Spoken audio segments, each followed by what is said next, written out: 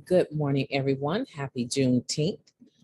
Today is June the 19th, and I'm going to do your NA meditation. This is MightyStream, and I'm brought to you by Hope Through Navigation, and this is our H.O.O.D Recovery Services. H.O.O.D is an acronym, H-O-O-D, that stands for Hope Offered on Demand. Do you know every time I say that, I smile from ear to ear? I am excited. I am excited to build content that is going to be such an amazing app eventually. I'm excited to do this for you. I believe it's important to be hopeful and not hopeless. Well, let's get into the just for today. If you want to reach me, I do want to add that piece. You can reach me at recoveryofhope21@gmail.com. I have one person for sure lined up for the month of July. I would like 3 more individuals that would be interested in doing a pre-interview with me and then being interviewed here with me. And we will share that. I'll edit it and share it. But if you're interested in doing that, sharing your recovery with the world, please reach out to me. Let me get into the reading for today. Go right here. All right, June 19th. A sense of humor. We find that when we lose self-obsession, we are able to understand what it means to be happy, joyous, and free. Basic text, page 101. The laughter in our meetings often surprises the newcomer. As a group, we appreciate the healing that healthy laughter brings. Even if we are deeply troubled, the joy that often fills the meeting rooms allows us for a time to have some fun with our recovery.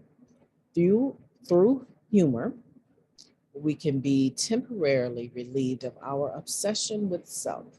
Life on life's terms is often anything but funny. But if we can keep a sense of humor about us, things that might overwhelm us can be made more bearable. How often have we allowed ourselves to be upset by incidents that, taken with a bit of humor, are not all that intolerable? When we become annoyed with people and events, a search for the humor in the situation can put things in a brighter perspective. An ability to find humor in a difficult situation is a gift to develop. I like that. Just for today, I will look to find the humor in adversity.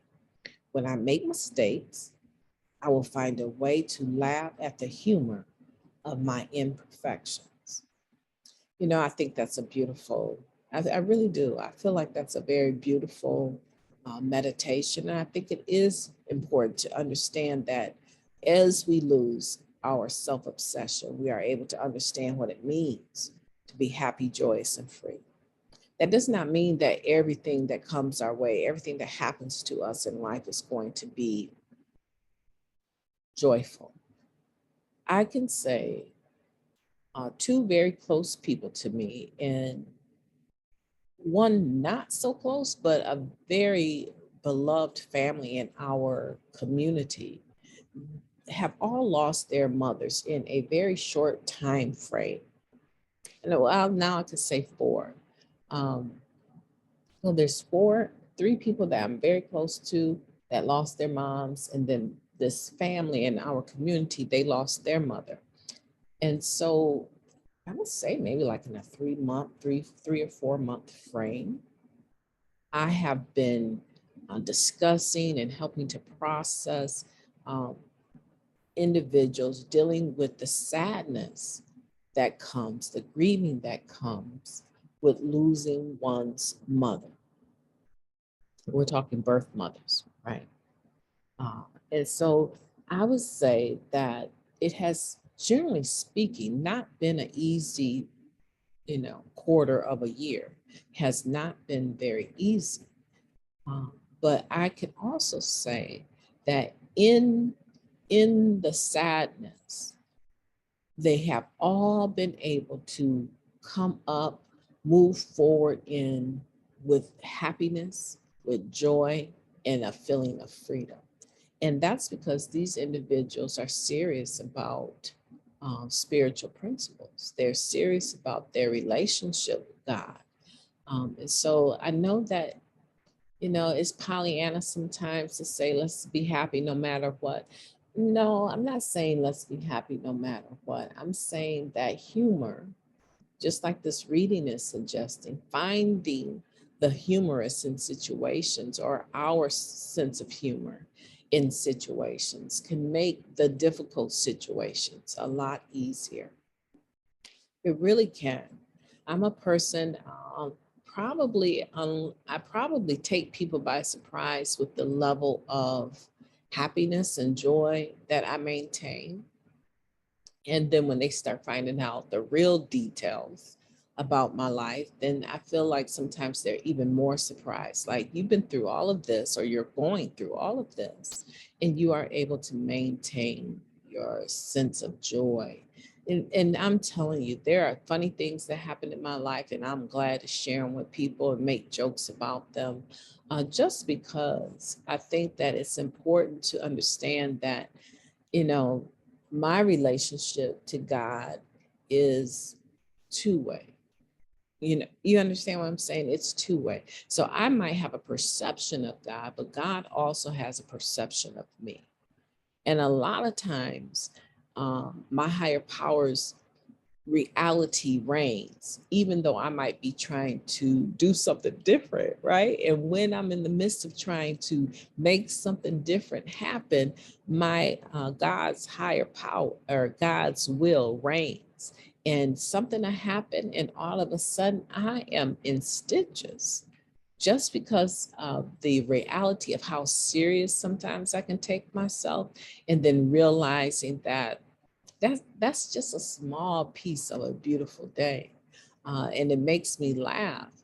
Um, an example of this is that I was listening to one of my favorite worship worshipers, Kurt Franklin, and it's a really fast beat, so you can dance to it. And I was in the kitchen doing a running man, and I happened to have on a slippery pair of socks, which I think is why I was able to get into my groove so nicely. And out of a sudden, my sock slipped off and my foot went from underneath me. And I landed so hard. I landed so hard on my left side. And I've taken plenty of falls this year, but I landed so hard on my left side. Uh, it was just crazy. And I started laughing. I cried out for some help to get up. And do you know what? I just, with my little nephew, we just laughed and laughed at the ridiculousness of dancing with slippery socks on a slippery kitchen floor and landing on the ground like that. Could I have been hurt? I have had several falls that I've been hurt in. But do you know something? And my nephew noticed it before I noticed it. A couple hours later, he said, "That is so strange. You've fallen so many times and you've hurt your shoulders, your hips, you've had to go to the hospital." He said, "It's so strange that you would be dancing to your favorite music, worship music, and you fall and you have absolutely no pain behind it." And it was true. I was like, wow, that is profound. And I think, the laughter right afterwards, just somehow, I was so tickled by that. I was so tickled. And I was like amazed. Until this day, as hard as I felt, I still do not have any pain in that hip or that shoulder. I was telling my husband, I think the fall knocked everything else into alignment, because the other side is not hurting nearly as bad either. And so I'm just saying to you that laughter can be good medicine in many, many ways. You can shock yourself and shock the world by being joyful. and not ridiculously joyful or insanely joyful, laughing at what's not funny, right? I'm not saying that, but a sense of humor you can maintain, and you'll be surprised at the hearts that will be warmed by your ability to stay positive in a negative situation. I'm not going to keep you much longer. I do want to um, share with you that I went to ER on Friday. I was really feeling awful. We did get some direction about what the problem can be, and I am going to be looking forward to not a possible, a definite surgery here soon. But I'm going to do my best to stay connected with you through this Just for Today in a uh, meditation podcast. I'm going to do that. I look forward to talking to you tomorrow. I hope that you have an awesome, beautiful Juneteenth. I hope that today will be an amazing day for you to be happy, joyous, and free. Thank you for listening.